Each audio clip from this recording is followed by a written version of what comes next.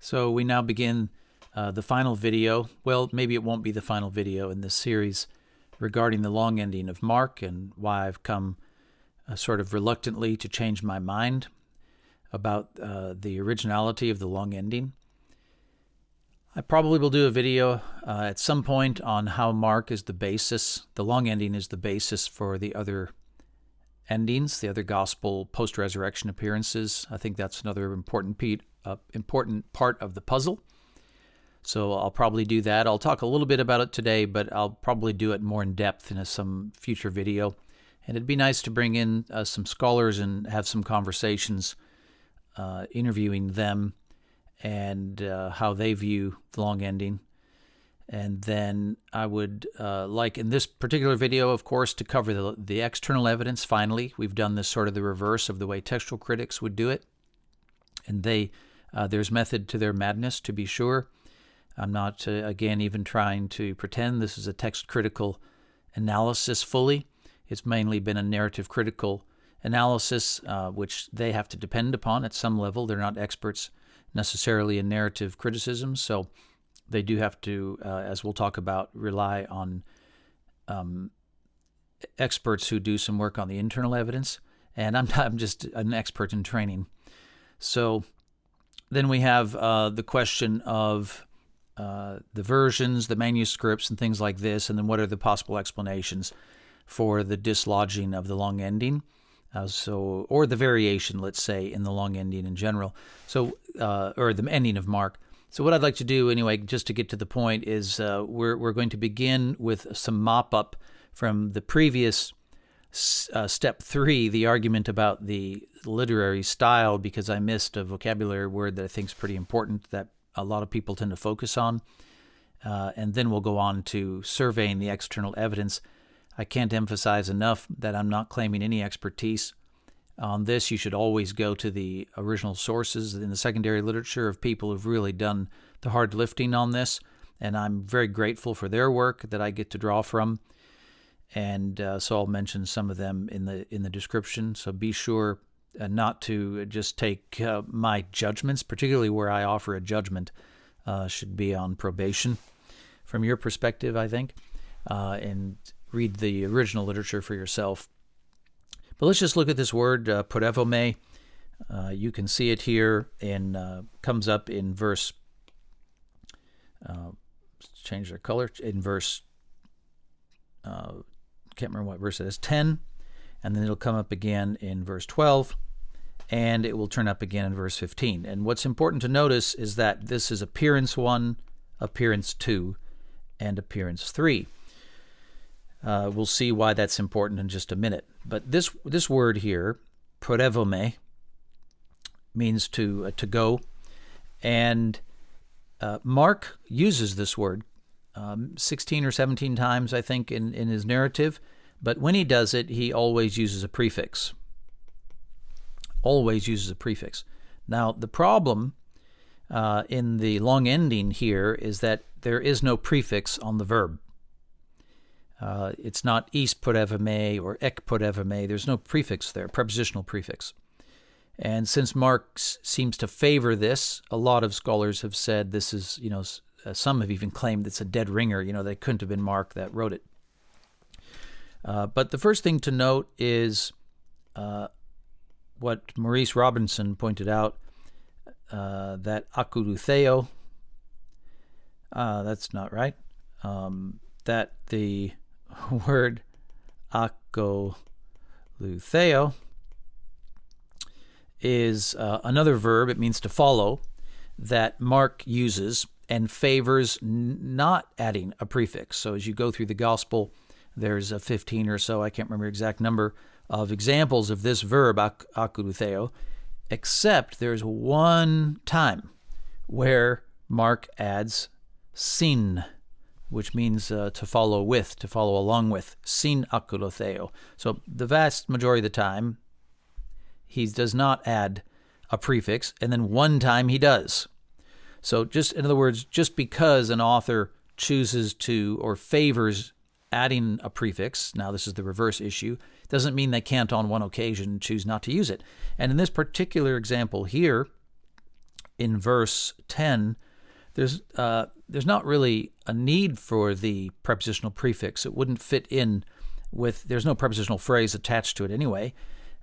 If there were to be a prefix, as I think it's Farmer who pointed this out, it would be apo. But apoporevome is a very rare Greek verb. For whatever reason, it's just not used, or it's used extremely rarely.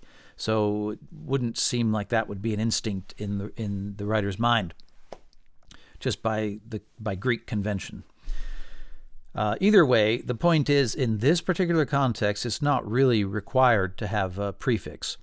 When you come down here, you see that it's attached to this phrase here, or it's followed by this phrase, into the country, here, into all the world. And so we would expect the prefix is, at least from Mark. Okay, we would expect the prefix is. Sorry for those of you that don't know Greek, but that just means into. So if he's going to go into the country, then you add that prefix.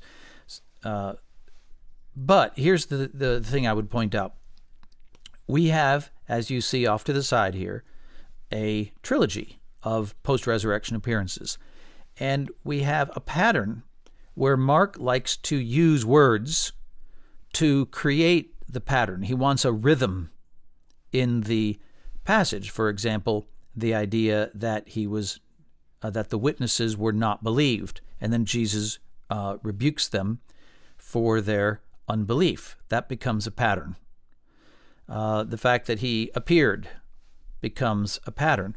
And it's in the repetition of the word that the pattern gets created. And if you vary the pattern, you risk the possibility of it not being a clean pattern. Now, in the examples I cited those on purpose because there is a small variation in the pattern. This word here is ephani, whereas here it's ephanerothi. They're different words. Here you have the verbs apisteo, and here you have apistia. It switches to a noun.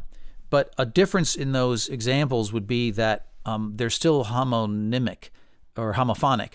They still sound similar. The beginning of the word sounds similar. Ephani versus ephanerothi is similar enough in the sound of it at the beginning of it that it's easy to see the repetition. It's easier to see the repetition. So you can have some variety, like the difference between the noun here versus the verbs, which of course is not a huge variance since it's still the noun and the verb are together, apistia, apisteo, are derived from a similar word, right? But all that just to say that might be a factor. Now, I'm not saying I know that's a factor. I'm saying simply that would be a reasonable explanation for why, even though Mark's instinct might have been here to use is porevome, he chose not to because he wanted to work off of the pattern up here to show that this is a trilogy. It's a patterned sequence of appearances,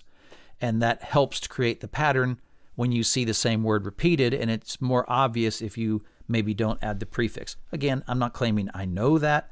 I'm saying that would be a perfectly reasonable explanation, it seems to me, for why, even if he might, by instinct here, have used a prefixed verb, he didn't simply because he didn't need one here. That would explain why in verse 10 you don't have a prefix, and then why it carries on in the next two examples.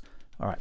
So that was just one thing I needed to clean up from the past on the question of literary style. Now, let's take a look at the question of the manuscripts, the external evidence, and let's see right away that we have these three different ways of how we find the manuscripts, and I cannot emphasize enough that I have simplified a massive amount of complexity. For those of you who know better, there's way more complexity than you see here, which is why you need to read the original literature. But these are the main, probably the most relevant issues. We have 99% of all Greek manuscripts have Mark plus the long ending. So that's pretty much universally agreed upon. It's just basic data. Now that might sound very good at first to those who already favor the long ending. But you should have more caution because of what you're going to learn after this. Then we also have Mark plus a short ending. Now, there's actually no Greek manuscripts that just have Mark plus the short ending. But we do have a Latin manuscript that has Mark plus the short ending. I can't remember if one of the versions might have it, but definitely, outside the Latin. But there is a Latin text, Bobiensis, that does have just the short ending. Now, I want to be clear, even though we have no manuscripts of Mark with the short ending, I think it's almost certain that these manuscripts did exist. There really were Greek manuscripts that had the short ending and didn't have the long ending. And the short ending was clearly added to try and smooth out the rough ending, the abrupt ending about the women not saying anything out of fear. The short ending, just to show it to you here, it's right here. It says, "But they reported briefly to Peter and those with him all that had been told, and after these things Jesus himself sent out through them from east to west the sacred and imperishable proclamation of eternal salvation." And this, you can see, was clearly written as the ending to verse 8. It's added to what was verse 8 because we have a repetition of Peter. Remember, the angel told the women in verses 6 to 8 to go tell that Jesus was raised and that they need to go tell the disciples and Peter that he'd been raised. So this emphasis on Peter, and then the proclamation of the gospel, which is a common Mark theme. It's clear that this was what you would call a minimalist attempt to finish out the gospel. Okay, it's a more conservative way to smooth out what was probably viewed as a rather abrupt, rough ending to the gospel. Also a negative one where they don't say anything, whereas here they're saying something. Okay, so that's the shorter ending. It assumes that you have gospel texts in Greek that end at verse 8, and then you add this minimal amount of information, one verse, to finish the thought that seems like it was left dangling. All right, so that's the case, but because the only examples we have of this are manuscripts where you have the short ending followed by the long ending, very few scholars take the short ending as the original ending. So that's why I've just crossed it out. We're not really going to talk much about that. Okay, so you do have a bunch of manuscripts anyway that have Mark plus the short ending, then plus the long ending, which means the long ending was added. Now, some people make a big stew out of the fact that we don't have this at all reversed, where you have manuscripts with the long ending and then the short ending. I don't find that particularly convincing. I don't know. It just doesn't seem like that's a super big point. Obviously, there were manuscripts that did end at verse 8. We know that. We have some. And to some of these manuscripts were added the short ending. And then subsequent to that, they added the long ending because it had some gravitas. But manuscripts that already had the long ending, people did not think the short ending had enough gravitas to attach it to that. So it just doesn't seem like that ending, the short ending, ever had the same stature or status that the long ending did. That's what explains the data, and that's why we don't take too much time. We're not going to take much time at all to discuss it. Now, the final example, of course, the final type of situation we have is we have 3 manuscripts, although Maurice Robinson does contest that and says, really, we can only safely say there's 2. It's very too long and complex to explain it, but there's it basically comes down to the type of manuscript it is, and the argument that the manuscript we have probably isn't the whole manuscript. But again, you can find that in the literature. What matters most is that we have these 2 manuscripts, Sinaiticus and Vaticanus. That's the Hebrew symbol for Aleph. Those are the symbols for the manuscripts. And these are the earliest manuscripts. There's really not much of a dispute about this. We have the earliest manuscripts, the 2 earliest Greek manuscripts, and they're often manuscripts which are highly regarded because they contain, by and large, an Alexandrian text, and there's just, within the text critical world, a very high value placed upon these manuscripts generally, in the Gospels especially, and those two do not have in both cases the Gospel ends at chapter 16 and verse 8. Now there's some potential anomalies in these manuscripts. We're just not going to go into them. The bottom line is they end at verse 8. Anyone can see that, and they attest that this was another way you could find a copy of the Gospel of Mark, which is without anything beyond verse 8.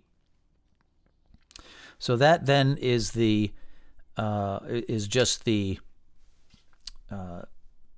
situation among the Greek manuscripts. Okay, the next thing we want to do is look at we want to look at the sort of a timeline of the fathers. So that the next, well, it will include the manuscripts as well, but just to bring in the external evidence from the church fathers and how that reshapes the way we look at the Greek manuscripts. So you can see here we have the Gospel of Mark, written sometime in the mid first century, and then we have somewhere between the in the second century, mid to late second century, right? The second half here, mid to late second century, we have Justin Martyr, Tatian, and Irenaeus all attesting to the long ending of Mark.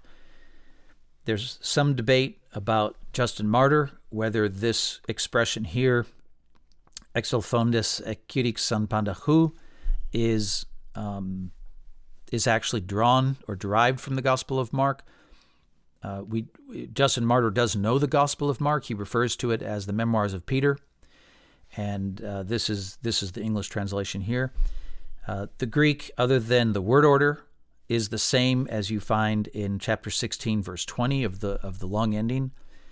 And so some think this isn't enough. There's just 3 words, and so it's not enough to confirm. But given the tenses are all the same, and Justin frequently is working off of his memory of these. Plus, we think he had gospel summaries, summaries of the Gospels, like harmonies of the Gospels. So I don't think the word order is so crucial myself, and it doesn't bother me if you're not persuaded by it. Some scholars are not persuaded. It's fine. I just think that's the first sort of clear evidence of a church father who probably knew the ending of Mark. It doesn't matter, again, in the end, if you don't accept that. In our discussion here, you can see Tatian. Now, Tatian was a disciple of Justin Martyr, and he created what is called the Diatessaron. And the Diatessaron is a gospel harmony, if that's the way to put it. It's basically a unigospel. It's one gospel created out of all 4 gospels. And he basically took Matthew and created he made the spinal column of his account from Matthew, and then he wove in Luke and Mark and John into Matthew's account. That's more or less what's going on in the Diatessaron. And the ending of Mark is included in the Diatessaron, and most scholars seem to agree that Tatian really did include the ending of Mark, the long ending of Mark, in his Diatessaron. It's in both the Arabic, the Eastern, and the Western versions, and also Ephraim appears to refer to it as well, though that's a very complex issue, who wrote a commentary that was based in part on the Diatessaron.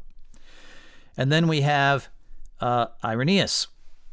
Irenaeus, living roughly, basically a contemporary of Tatian, and he also quotes from Mark. He says it's from Mark. He says it's the ending of Mark, and he incorporates a verse from the long ending of Mark. So this is very early. That's the point, is you have probably a triumvirate of witnesses in the mid to late second century that attest to the fact that the long ending was on their copies of the Gospel of Mark, or at least some copies. Now, if we go forward, we get to Origen. There's other writers, of course. Some people argue from silence. If a writer doesn't refer to it, like Tertullian or Cyprian or something, Clement of Alexandria, then their lack of quoting it becomes evidence against it. That's a much trickier argument to make. in Argumentum Excellentio. Some are more convincing than others, but I'm just not. None of those to me seem super dispositive. Origen's a little different, not because of anything Origen himself specifically said or did or didn't do. It's because of Eusebius. Now you'll see here I have a mix of orange and blue. If you look up here, the orange represented the long ending, and the blue represents the gospel ending at chapter 16, verse 8. So anybody who's in orange down here are people who favor the long ending, and the ones that are blue favor the short ending. And then some you can see, like in the case of Eusebius, he's mixed. So Eusebius wrote a work called Ad Marinum, where he is answering questions about discrepancies in the Gospels. And in here is a question about the difference between the timing of the resurrection of Jesus according to Matthew versus Mark. And so he provides an answer. Actually, there's a couple answers about these passages, but just for now, we'll say, to make it more simple, he's addressing discrepancies between the ending of Matthew and Mark in the Gospels. But the way he goes about answering the question is interesting because Farmer argues that the evidence indicates Eusebius is probably not giving his own answer. And this is especially because the next question he addresses seems to wipe out his previous two answers. So what Farmer argues, and I think it's pretty convincing, I can't say I know he's right, but it seemed pretty convincing to me, is that Eusebius is probably giving an answer from Origen. We know he highly respected Origen, and there's evidence that Origen gives the same or approaches text-critical issues the same way as the type of answer that Eusebius gives in Ad Marinum. And so it seems that at least some scholars are inclined to think that Eusebius is representing Origen in this answer. And the reason this is so important is because in the answer we find out that a lot of the manuscripts don't have anything after verse 8. So here's the answer from Ad Marinum from Eusebius, which again, a Farmer argues is more likely coming originally from Origen because the approach is similar. And what happens is there's really two answers given. Here's the first answer, and here's the second one, which I don't include at all. But it's our first answer that's interesting. It says that one who athetizes, and this, by the way, came from a book, Eusebius of Caesarea, Gospel Problems and Solutions. An old friend of mine, Adam McCullum, worked on this project. Very impressive work. I'll link it in the description. But look at the answer. That one who athetizes that pericope would say that it is not found in all copies of the Gospel according to Mark. In other words, though Eusebius is giving this answer, it may actually be an answer that derives from Origen. We don't really know for sure, but there's some evidence that indicates that. And what's the answer? And notice the idea of would. It's put in a hypothetical way, meaning a person who is inclined to do this might say this: that the accurate copies end their text of the Markan account with the words of chapter 16, verse 8. And when they heard this, they ran away and said nothing to anyone because they were frightened. That is, where the text does end in almost all copies of the Gospel according to Mark, what occasionally follows in some copies, not all, would be extraneous, most particularly if contained something contradictory in the evidence of the other evangelists. And then another person would be able to explain the answer a little differently. And then he goes into an answer where we accept the long ending and just resolve the apparent contradiction by a different way of where you attach the words on the first day of the week. So all this is to say that the type of answer might fit Origen's context, this first answer here, a little better than Eusebius. It may not. It may just be Eusebius's answer. Okay? And the conclusion, clearly, is that a person could say accurate copies are lacking text after chapter 16, verse 8. All right? There are some that have there's text after it, the long ending, but there are accurate copies. Most of them, according to this, are without that. So the reason that's important, just to go back to this, by the way, I forgot to say, the reason that this might fit Origen a little better is simply because Origen is living in the same realm, the same area that we believe these manuscripts, Sinaiticus and Vaticanus, derive from, the area around Egypt. All right, so if Origen is in Egypt, then it's likely that he's used to a text or more manuscripts that are like Sinaiticus and Vaticanus and don't have anything after chapter 16, verse 8. All right, now again, assuming that Origen is behind that. All right, so what would be important about that? Oh, I forgot to say, because that would mean even though we only have 2 manuscripts, 3 manuscripts in Greek that don't have text after 16, verse 8, according to this letter where Eusebius is answering questions about gospel discrepancies, in there is a description of how most of the manuscripts don't have that. But some are like this here with the long ending, but most are like this. So that means the manuscripts we have don't represent in the same proportions that the way things are described here in this letter by Eusebius. All right. Well, okay. What's the better data? What's the reliable data? Does Eusebius know for sure? Does Origen know what the manuscripts are like all across the world? Well, not likely.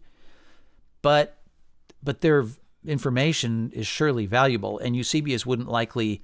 Let's say the answer does come originally from Origen. It's unlikely that Eusebius, who lives up in Constantinople, is going to be writing this if the situation where he is completely different. So it must be that there were manuscripts that lacked the long ending.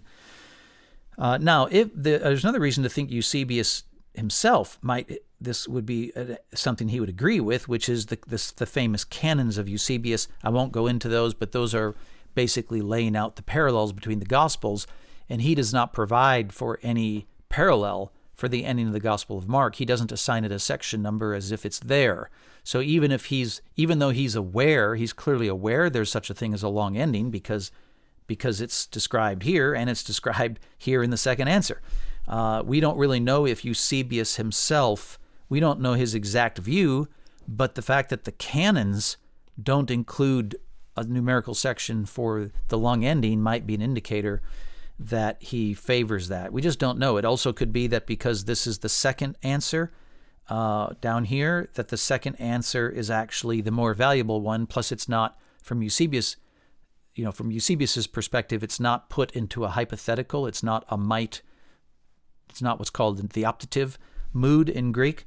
That change also might indicate that Eusebius actually favors this answer, but that wouldn't explain why his canons lack a numerical equation. But all this is just to point out the evidence is mixed. That's the whole point of this, is to show you that probably between Eusebius and Origen, we have a combined mixed witness. And then the same is true for Jerome. Jerome quotes this answer that Eusebius gives in his own letter to somebody who asks a similar question. He summarizes basically this answer from Eusebius, which may come from Origen, and yet Jerome comments on the passage at the end of Mark, and he includes it in the Vulgate translation for the Latin. So Jerome again also seems to be mixed. All that is just to show mixed evidence. Now, I left out a lot of church fathers going all the way up to Augustine and beyond. There are a lot of church fathers through here and forward who comment on the long ending of Mark. There's a significant number, just so that you see proportionately the church fathers are similar to the manuscripts in that it seems the majority are acknowledging the long ending of Mark. The versions, the last part here would be the versions. They also are mixed. The Latin and the Syriac versions favor the long ending, and the Georgian and Armenian do not. And there might be some others in there too, but just to show that they're mixed. All that is really just a very laborious way of saying that they are mixed. And the conclusion that I derive from that is that it's just not dispositive. We can't really say that the external evidence clearly points us in one direction or another. Okay, so here's the problem, though. When you get to text criticism, the inclination, understandably, is for textual critics to start with external evidence. And because there are rival theories to text criticism, there's reasoned eclecticism and Byzantine priority and thoroughgoing eclecticism, thoroughgoing, I can't remember the rest of that. Anyway, there's different theories about how a text critic should approach the external evidence. And it just so happens that depending on what one's base text critical theory is, tends to strongly incline them. It seems to be a very strong force in inclining them toward one particular conclusion, that either the gospel ends with the long ending, that's the Byzantine priority position, or if you're a reasoned eclectic, you tend toward the view that the gospel did not include the long ending. It either ended at verse 8 or there's a lost ending or something. So I'll just point out that if there's a bias, an inherent bias, that's where it's found, that the text critical theory one is allied to tends to be a very strong force in shaping their view, including when they go on to interpret the internal evidence, the literary style, and so on. Because it just so happens, it's a strange coincidence, that the people who favor the long ending based on external evidence as being a part of the original gospel, they tend to be very soft toward the idea, very warm to the idea that there's a Markan style, or at least there's nothing to refute a Markan style in the long ending. And those who are inclined to reject the long ending as original, surprise, surprise, they tend to be very suspicious. And the evidence piles up against it being Markan, even to the point where some say Mark couldn't have written it, and so on. And I'm not any more free from this bias than anyone else is, even though I'm not working from a particular text critical theory. I have generally been in the camp of the reasoned eclectic camp, just not as an expert, just by way of the degree to which I understood it. And I don't really have a deep marriage to any of these text critical theories, maybe less and less as I've gotten older. But at the same time, I think that still, impacted me for a number of years, the way I was inclined to view it, because the great Alexandrian witnesses, after all, don't have the ending, so that makes me skeptical that the original Gospel of Mark had the ending, just because these manuscripts are so revered. And I'm sure professional text critics are much more discerning than I am. I'm just explaining, just personally, what it was like for me, and also what I sense when I read a number of the scholars. It's almost predictable the direction they're going to go generally. Not to say they're not able to look at the literary style also independently at some level. I just mean it is more often than not predictable. All right, so this is one problem with just starting with the external evidence and already having an inclination. I think the external evidence is just not totally clear. If anything, the evidence shows that the earliest references to the story show that it was a part of the original Gospel of Mark, and then sometime later got dislodged and turns up in later manuscripts. I don't think that's the case, actually. I mean, I don't think the external evidence shows that. I'm just saying, if you were just following the trajectory, you would say, well, I mean, the earliest references, like Tatian's Diatessaron or Irenaeus, these are 2nd century fathers who talk about the long ending. It's non-controversial and based on what evidence we have. And then it's later that there's evidence of the gospel not having the long ending. So that's the trajectory. But I'm here to say, even though I favor the long ending, I don't think we actually can conclude that the external evidence does show this. I think it's more dispositive. And the biggest problem with external evidence is the farther back we go to the period where it's the most important period, the first 50 to 100 years is where we have the least amount of evidence. We just have so little evidence for these kind of text-critical issues, particularly something like this, where it's a large amount of text. We just don't have the manuscript evidence to really say for sure what happened. So one thing that I'd like to talk about then, as we get into some conclusions, start drawing some conclusions, is Aristotle's famous statement that a problem, the solution to a problem is commensurate with the problem's nature.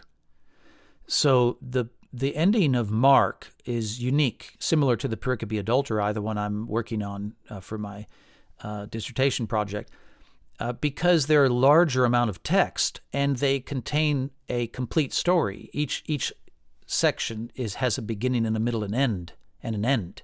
So we can analyze it from a narrative critical perspective that you can rarely analyze text critical variations quite the same way as you can with these two stories. They're famous for this. And so that's the first thing, that because we have a narrative with a beginning, a middle, and an end, and it's a complete narrative in the case of Mark, we can analyze it with internal evidence that's normally not available to us. But that requires people who are experts in analyzing have narrative critical expertise. And text critics are not normally experts in that way. So they're going to have to rely on studies done by others. Now, they can definitely be either persuaded or not persuaded by those arguments, but they would have to rely probably on the expertise, just like I have to rely on their expertise for the final judgment on text critical questions in general. But in this case, the text critics themselves are divided. So let's assume that, as from a narrative perspective, that we have the Gospel of Mark with the long ending, and then we look at the other Gospels. So this is something I'll probably have to do a whole separate video on. But if we just look at the other Gospels, well, let's start with Mark's beginning. Just think of the beginning of the Gospel of Mark, all right? Not the ending, but the beginning. We know in Mark that we start with John the Baptist, JB, John the Baptist. And we have a fairly concise account of John the Baptizer, and then it leads directly into Jesus' baptism, and then from there Jesus is driven out into the wilderness to be tempted by the devil. Now, Matthew, most scholars are confident that Matthew is relying upon Mark's account in chapter 1 as a base for the beginning of his gospel. But of course, the beginning of Matthew's gospel is 2 chapters that don't parallel Mark at all. They're stories that go well beyond Mark to lead us into what is the beginning of Mark.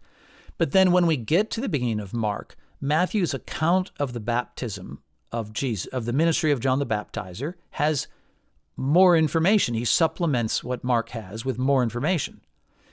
It's a larger account. Then when Jesus shows up, again, he supplements Mark with more information. It's an expanded account. And then you have the baptism, and then the temptation is dramatically expanded upon what Mark had. If we go to Luke, we see that Luke also adds a vast amount of material before you get to the beginning of Mark in his first 2 chapters. And then you get to Luke chapter 3, where you have the parallel sections with John. But guess what?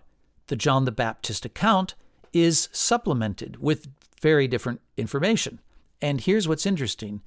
The supplement, where the tax collectors and soldiers and stuff come to John and ask what they should do to demonstrate their repentance, there's a whole paragraph here that's not in Mark, but it's also not in Matthew. So Luke is supplementing with material that is not found in Matthew. Matthew is supplementing material. Some of it parallels Luke, some of it doesn't. And then the temptations, of course, are more similar between Matthew and Luke. They share more there than they do in the temptation, than they do in the actual account of the ministry of John the Baptist. All right, so that's just the beginning, and of course John's even still further removed.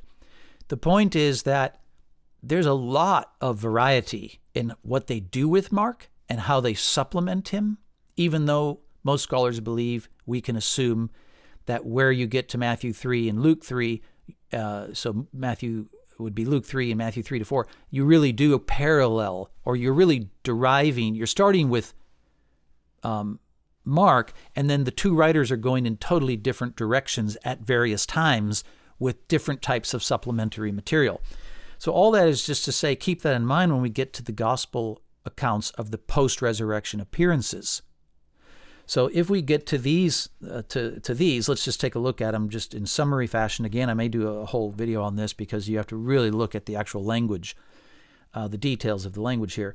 But this is Mark's long ending, where we have the appearance to Mary, the appearance to the 2 disciples, the appearance to the 11.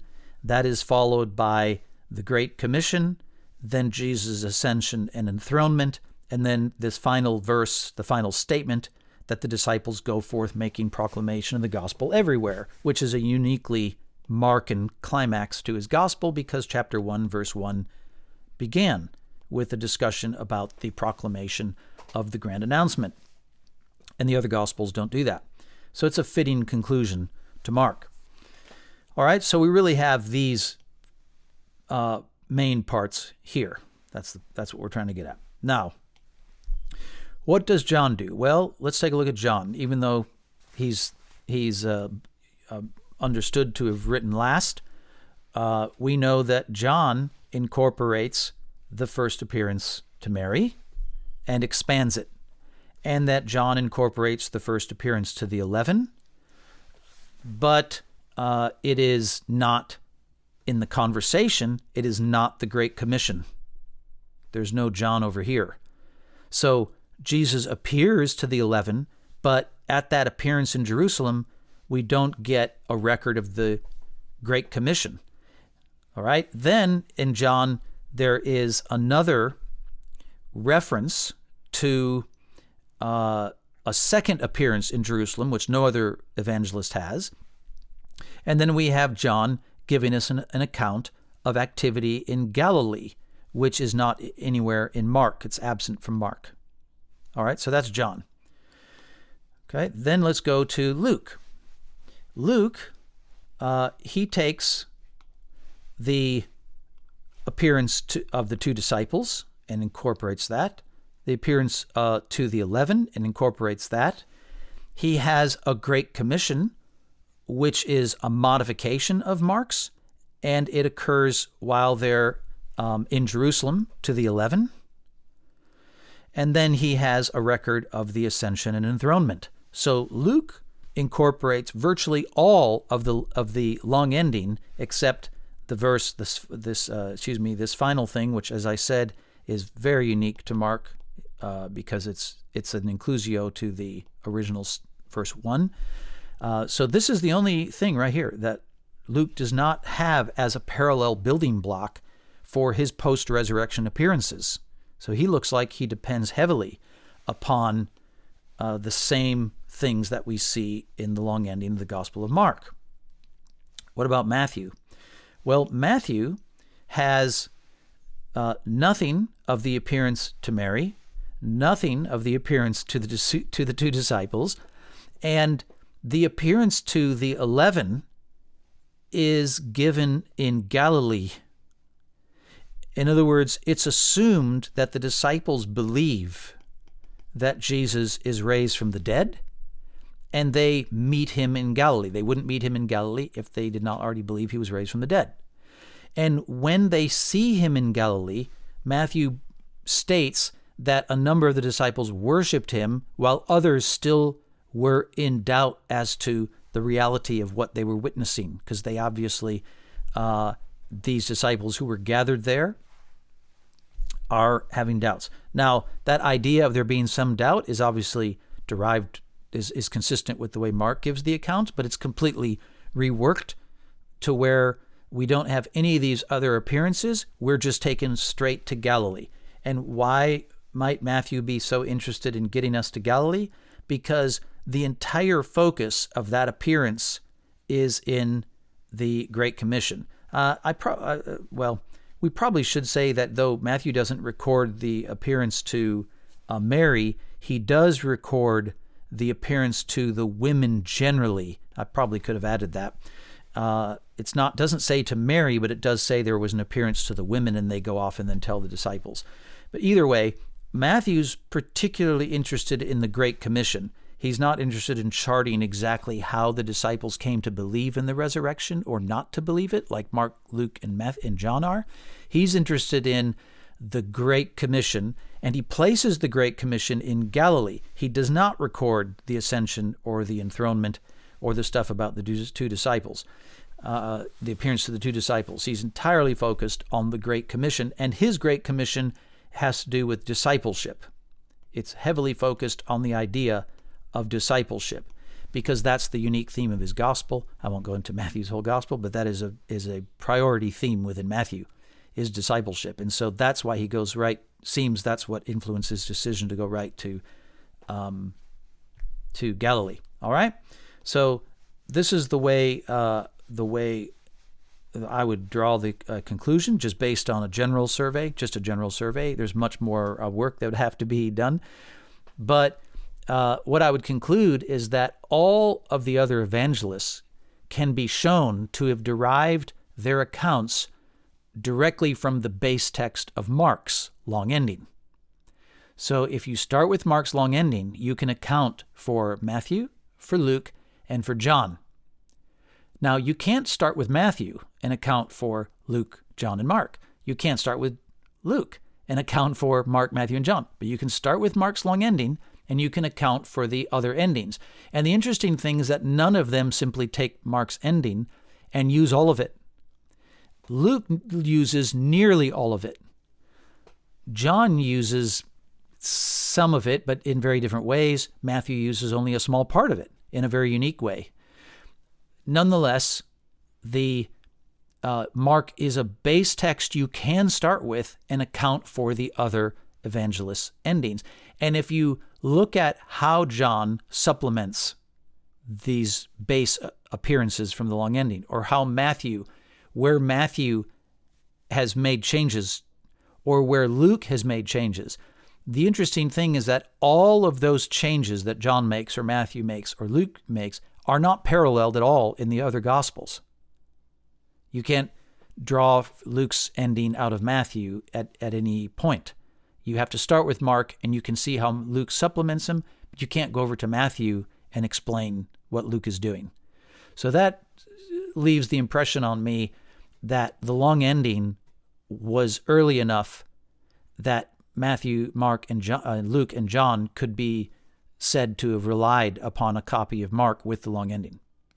That doesn't mean the long ending's original. I'm just saying that is consistent with the idea of a very early long ending on the Gospel of Mark. Again, scholars know there's way more work that would have to be done to show this. I need to do a whole other video on all the evidence of the details of how I would explain this. But that's just a general thing. I don't think you hear this very often. You tend to hear it the reverse, that the scholars who are convinced Mark ended at verse 8 hold that the long ending was manufactured out of the other accounts plus the book of Acts, and I don't find that nearly as persuasive. I think it's easier to make a case in the other direction, and you don't see that a lot. All right, now I've made the case, just to wrap this up and draw the conclusions I've drawn, that I sort of am drawing big picture now after a number of videos. I've made an argument starting with the architecture of Mark. And the literary architecture is like Aristotle's comment that you can only derive a solution that is commensurate with the nature of the problem.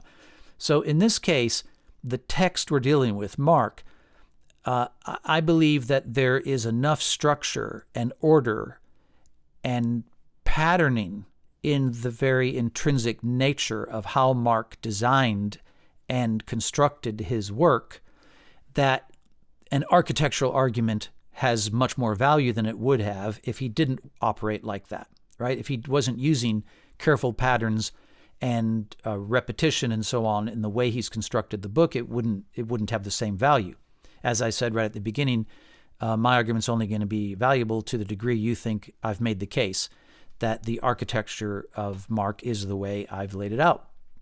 So that's the first thing to keep in mind, is that a structural argument is only going to be valuable to the degree the original author actually used a careful structure with with some symmetry pattern, or it's less symmetry and more there's symmetry, patterning, repetition, and so on. And it has to be clear. If you just think of the Parthenon pediments, it's easier to understand this visually. The two pediments to the Parthenon are both recounting events in the life of Athena. The one side presents her birth, and the other side presents the contest between Athena and Poseidon for the Athenians to decide who would be their patron god. And if you were to look at those two pediments and see that they each have almost exactly the same number of sculptures, I think it's 15 on one side, 14, but it's not exact. I suspect myself they were probably the exact number. It's just a very Greek thing to do, but it's really not clear. But right now they tend to say there's 15 on one side, 14 on the other. Doesn't matter. Here's what's important. Imagine if Athena's free relief sculpture was completely missing from one of those pediments. Well, if you know that the pediments are answering to one another structurally on the building, and you know that she's on one end of the pediment because it's, say, the contest, say it's her birth, and then the other end, you can make out from the other sculptures that it's the contest. That's what the episode is.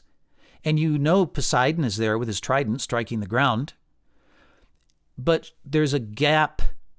Okay, now in this case, there'd be a spatial gap, right? That's not like in literature. But if there's a gap there and Athena's not there, then you can deduce that Athena very likely was there, right? But let's say that on some of the little miniature copies of the Parthenon that they sold, well, we don't know if they did this, but they did sell statues of Athena. But anyway, let's just assume they sold, little miniature Parthenons, and you could make out the sculpture reliefs. What if within these little miniature Parthenons among the artifacts, they found some of them had Athena and some didn't? Okay, what would be original, with Athena or without Athena? Well, you could go to the structure of the Parthenon. You could go to how the pediments are architecturally arranged, and you could see, based on the symmetry and the way they answer to one another, the repetition, the patterns in the way that the building is constructed, that it's very likely she was original. All right? So, in other words, so long as there's clear architectural balance and repetition in the patterns and so on, and the themes are clearly shown to be, the events are clearly shown to answer to one another, then the value of the structural argument will go up. All right, that's the only point I'm trying to make there. So what do we say then?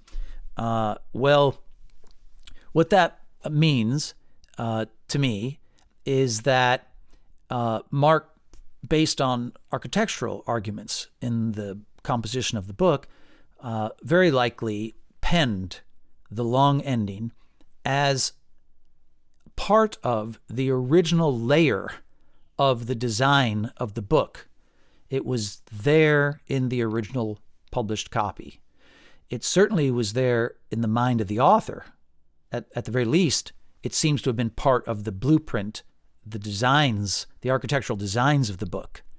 But then there are also indications as we looked at, in the vocabulary and the themes at the end that are so subtle and so carefully matched to the rest of the book and to Mark's instincts in writing that it just is easier to conclude he wrote it. Now, there are valid questions, valid doubts. There's a number of scholars who doubt some of the stylistic elements, and I only covered a few that I thought were the most formidable and explained why I don't think in the end they're dispositive, although I did leave open the idea that, particularly in the use of ekinos, to me, more than any other feature, is just not what you find elsewhere in Mark, and that leaves a seed of doubt in my own mind even. Did Mark really write that? Maybe he did, maybe he didn't. What I would say is probably a better conclusion then, if you retain enough doubt about some of the features in the long ending. Of course, keep in mind, the people who have doubts about the style of the long ending have to acknowledge a number of features are uniquely Markan, so they have to be confronted by that. But my own view is that Mark probably just penned the whole thing. But I am open, very open to the idea that Mark took an existing tradition that summarized the gospel which included the crucifixion, the resurrection. Notice verses 9 to 20 begin with the resurrection in a participial form. If this was a true summary of the gospel, it would begin with, at the very least, with Jesus' crucifixion, his death. So let's assume there was such a tradition that existed. It's very likely there were traditional summaries. We see one in 1 Corinthians chapter 15, a summary of the gospel. So let's assume there were some floating around. Maybe Mark did incorporate a summary of the post-resurrection appearances and then employed it in his ending, so that there's particularly the beginning part of it where you have that sequence of the concise accounts of the early appearances. Then maybe that is incorporated from something else, and maybe that explains a little bit why Aquino suddenly sort of pops up in a concentrated way in these couple of verses. But again, I don't think we have to conclude that. I'm saying that that's a reasonable conclusion for people who retain some doubts based on that particular feature. All right, so that's my conclusion anyway, that Mark wrote it originally. Now, that leaves open the question of the theories of why then do we have variation within the manuscripts. What would have led to that? And here, I'm sure I would be the most disappointing of all, because I really just have no certainty at all about what would explain that. And frankly, I'm skeptical of all the explanations, regardless of your text-critical conclusion. Even if you take the other side, I'm very skeptical about the different ways to explain how it got added, why it would be added. I can understand the short ending, the minimalist approach, but the long ending has all sorts of problems in it if you think it was just sort of added much later. I think there's insurmountable problems based on the architecture of the book. But nonetheless, what are the different theories? Well, some hold that there were lectionary markings early. There were lectionaries very early. Well, there may have been, but again, we have very little evidence of this in the earliest period. The evidence for lectionaries comes later. Some hold that maybe there was a damaged final page, that it just accidentally got damaged or torn off from the manuscript, whether it was a scroll or a codex. That could be that the initial, incident that led to some change at the end, and from my view, the dislodging of the ending, that it related to something accidental like this, like the way people read the lectionary notes. I won't go into the details of that. You can read it in the literature. Maybe that happened. That's not unreasonable. But again, is the evidence that clear for it? I'm not really convinced it is. I'm not convinced that just one manuscript with a damaged page could account for all the variation that we see later. An intentional dislodging.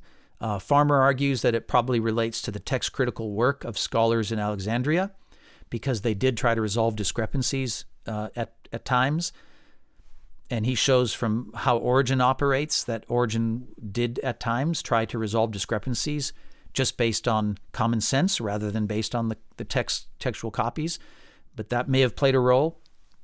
And then there's the view, Lund takes, I think, Nicholas Lund, that Gnosticism played a role because of the bodily resurrection of Jesus appearing to people. That could be. But here's my view. Maybe all of these factors at times played a role. But I'm just not convinced we really have sufficient evidence one way or the other to really land on something confidently. I'm more confident in saying these kinds of things. That number one, that it's likely the variation occurred very early. So I'm more inclined, and of course most text critical problems did occur very early. By the end of the first or the second century, I think is what most text critics say. But I suspect they were quite early, where at a period where the text, first of all, if, say, Eusebius's answer about the copies goes back to Origen, then at the time of Origen, we already have great variation in the manuscripts. So wherever the variation happened, it happened well before Origen. Thirdly, maybe, the the text was simply like it increased, the reverence for the text of the New Testament increased. Its status grew once we passed the apostolic generation and the direct connection to those apostles. The text clearly grew. We see writers who didn't know the apostles start to quote the Gospels and the letters of Paul and stuff much more vigorously. So we see the text of the New Testament start to grow in its value. Also early by early I mean circa 100, between the end of the writing of the Gospels all the way into, say, 125. So the first 50 years of their existence is what I'm talking about by saying early. Is I suspect it's in there where the original variation happened because of these reasons. Also, there's more of a blur in the lines between orthodoxy and heresy because the heretics were themselves Christians, identified as Christians. They were within the churches, the Orthodox churches, and they come up like weeds out of these churches. They grow, and then they eventually themselves get dislodged. And we know that like Marcion's work on editing of the New Testament, that clearly influenced the Orthodox traditions of Scripture as well. So I suspect there, if that played a role, which it may have, then that would have been very early, before there was such a hard line. All of the works in the late 2nd century, deriding heresies and marking them out and identifying them, from Tertullian and Irenaeus and many others, they tend to come up in the late 2nd century. And then the Gospel collection, eventually the Gospels were collected together, and we know that once all the Gospels were written, say from the testimony of John the Elder, whom Papias cites, that Mark just seems to have had an inferior status. It's not that it wasn't valued because it was included in the collection of the 4 Gospels, but it just seems to have been to have a lower status. It was reliable so far as what it said. It was accurate according to John the Elder through Papias, but it lacked the same order according to John the Elder. Anyway, so the fact that in some of the collections it's put right after Matthew and they share so much material, it could be that where there was a variation at the end of the Gospel of Mark, it wasn't seen as much of a loss. Whatever its origin was, you had Matthew right in front of it. Or if it was, as in the Western order, it was the last book in the Gospel collection. And there too, if you have the other Gospels before it, the ending is maybe not so as crucial. That it was that the fight over it would have been so intense, given that you already had the post-resurrection appearances represented in the other Gospels. So all that is just to say, I think whatever and then maybe I'll change my view on this. I don't know. My basic view right now is I'm just not convinced that any of these theories really explain it, and I suspect it was a combination of factors, and it happened over a period of time, but that the first factor, the first variation in the manuscript tradition, I suspect happened quite early at the period where there was the most variation happening anyway, for all the reasons I just listed. So that's sort of my conclusion. I'm really interested in your response. Again, I'll try to do maybe some future videos where I look more in detail at how I think the other Gospels derived their appearances and their themes even directly from Mark, and then modified them as we see in the other parts of the Gospels of Matthew and Luke, and some of John. And then I'll try and find a few scholars who are on both sides of the fence here on the issue, and maybe even arm twist them into watching my argument. It's always better, of course, to write it up someday, but watching the argument here in these videos, and then see if we can discuss it and get their response to it. I think that would be really helpful for you. So I hope this was all helpful. If you stayed this long and watched all the videos, I commend you. I'm impressed, and I hope you give some feedback in the comments section.